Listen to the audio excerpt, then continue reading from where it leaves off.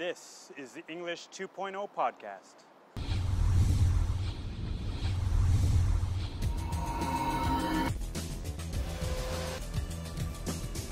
Communicate globally.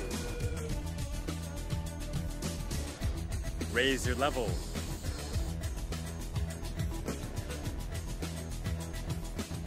Speak English naturally.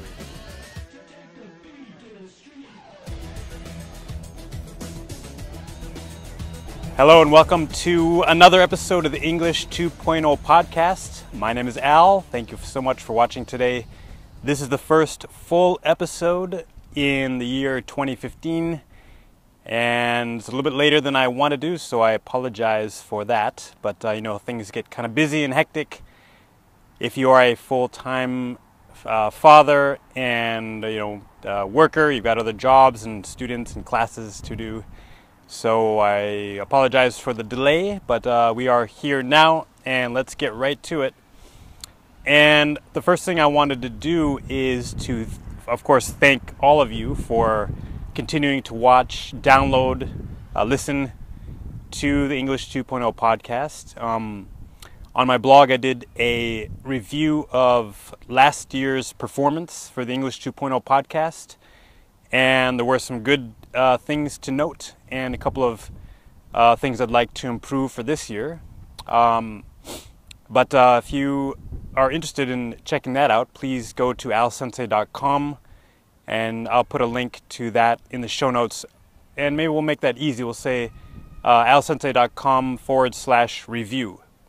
And some of the good points were that by the end of the year, in one of the biggest countries where the English 2.0 podcast is watched, in Brazil, we made it up to, I believe, number 13 as a high point in our category of education and language courses. So in iTunes, that is.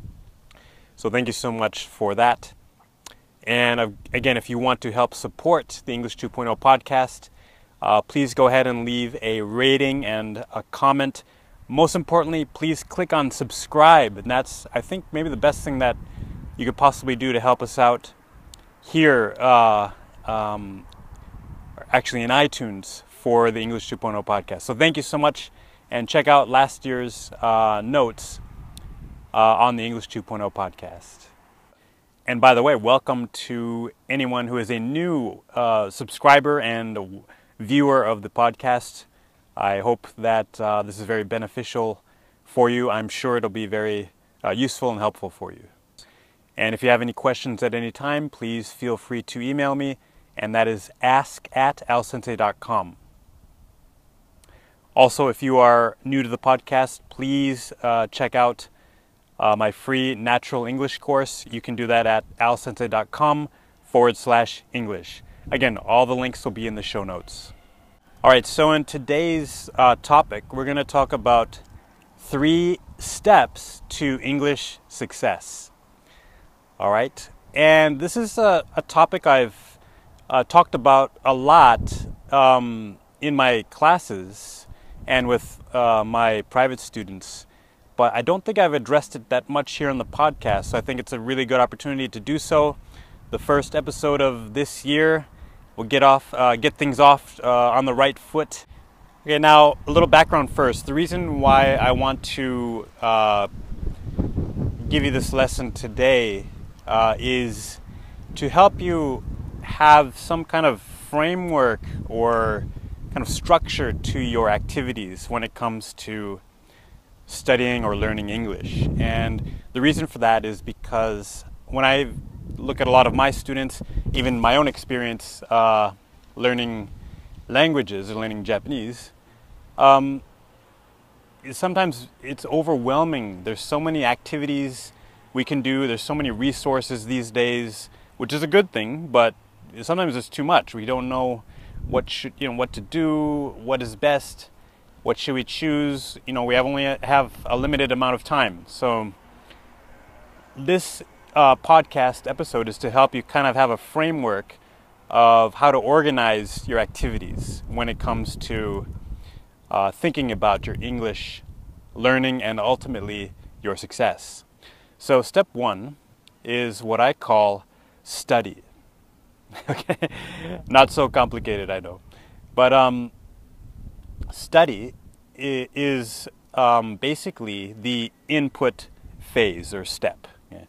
And what I mean by input is when you're learning, when you're getting new knowledge, and it could be new vocabulary, it could be learning new grammar points, anything that's, it could be learning about topics, reading, listening. These are the basic activities for input and study.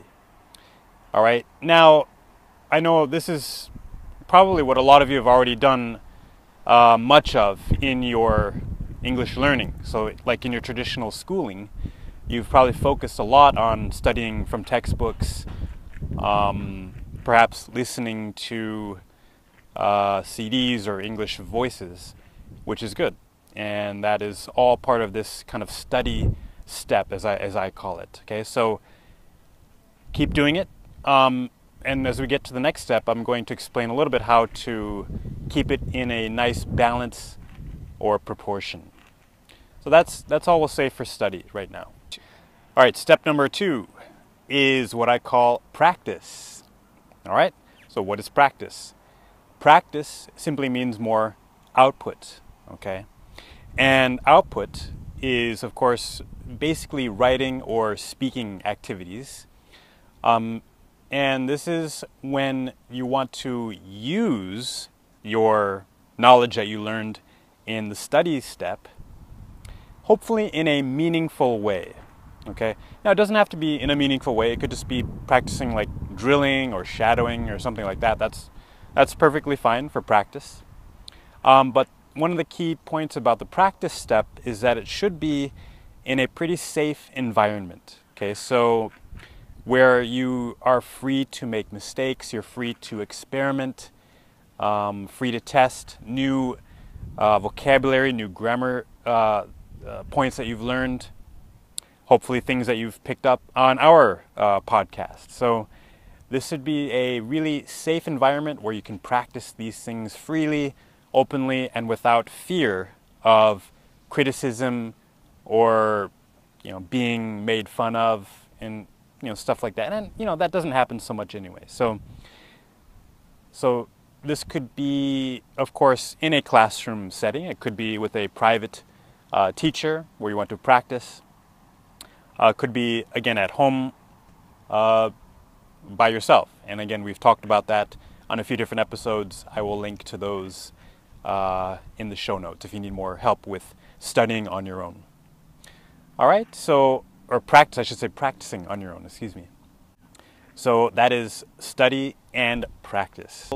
All right, the third step that we want to talk about today is called, well, what I call perform. All right? Now perform, I don't mean, you know, getting on a stage in front of, you know, like a musician or something like that. Oh, you could be. I mean, you could be giving a presentation. But what I mean by perform is when you need to use English in a real situation. All right. So, in other words, where if you make a mistake, or, you know, I don't necessarily mean a grammar mistake, but a mistake meaning where you can't communicate effectively, it could have some negative results, okay, and negative consequences to that. So this would this would be what I would call a real situation. So for example, when you need to give an important presentation, or if you are working, maybe you are welcoming clients from overseas, okay, or perhaps you're going to participate in a meeting. All right, so these are what I would call real situations where you need to perform, you need to speak English with, you know, real people, and you can't really afford to miscommunicate. So in the perform step, that's where we take everything we did in the first step, study, the second step, practice, and now we're using it in a real situation, and that is what I call perform. Okay, so we have 3 steps: study, practice, perform. So why is it important to think about these 3 steps? Well, I think it helps to kind of organize how you're going to think about these activities and how you're going to choose them. Because again, there's a limited amount of time and we need to really choose our activities efficiently if we're going to hopefully reach our goals in a more quick way. So your action step today is to think of a new activity. So 1 new study activity and 1 practice activity. So in other words, to make it simple, the study activity will be reading or listening, and then the practice activity will be speaking or writing. Okay, choose 1 thing that you could do. All right, if you need suggestions, you can email me, ask@alsensei.com. I'll be more than happy to help you out with that. All right, and then we're gonna set up a routine where you go through those activities regularly, okay? Hopefully every day or maybe every other day. We alternate the activities, and that'll lead you to when you need to perform. All right, so when you get into a real situation where you need to use English. And hopefully that'll come pretty soon, because if you are not ever in a real situation, I would have to ask you, what is the purpose of learning English? So we want to get to those real situations, and if you are already in those situations right now, wonderful, good job, way to get out there and use your English and perform. So again, if you have any questions, please feel free to email me, ask@alsensei.com. I would love to hear from you there, and I would love to help you with anything you need help with. All right, in today's English 2.0 quick tip, we're going to look at a website that I recently discovered that can help you out with any kind of grammatical question that you have. And this is called Grammarly.com. And more importantly, Grammarly Answers. All right, I'll put a link to it in the show notes. Now, Grammarly Answers, there are a lot of different teachers, different people who will help you with any grammar question that you have. All you have to do is sign up for an account. Once you have that, you just post your question, and probably within, it could be within a few minutes, but maybe within a few hours, you will have some answers to help you with your grammatical questions. So it's free to use, and I would highly recommend it. Grammarly.com, and especially the answers section. Go ahead and post your questions and you will get some answers, and you might hear from me because I am a answerer on that site. So check out Grammarly.com. All right, it's getting cold, so we're going to wrap up today. Thank you so much for watching. This has been the English 2.0 podcast, 3 steps to English success. And again, if you want access to my free English course, you can go to alsensei.com/English. If you want to join us on Twitter, you can do that @alsensei.